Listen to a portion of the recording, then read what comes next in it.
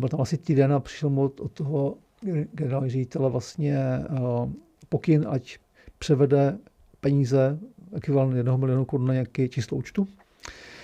A on to zadal, poslal to do účtárny a z účtárny mu ta vlastně pracovnice řekla, že vlastně podle interních směrnic to musí být podepsáno mailem od toho generálního ředitele s nějakým ověřením.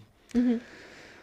A ten generální ředitel pořád na toho člověka tlačil, až nakonec on ten jeho podřízený to protlačil u té v účtárně, aby to poslali. No. A to byl hacker, že jo. A pak to šlo vlastně k soudu a ta z účtárny má platit 1/4 škody a ten vlastně nadřízený má platit 3/4 škody. Byl tam asi týden a přišel mu od toho generálního ředitele vlastně pokyn, ať převede peníze, ekvivalent 1 milionu korun na nějaké číslo účtu. A on to zadal, poslal to do účtárny a z účtárny mu ta vlastně pracovnice řekla, že vlastně podle interních směrnic to musí být podepsáno mailem od toho generálního ředitele s nějakým ověřením. Mm-hmm.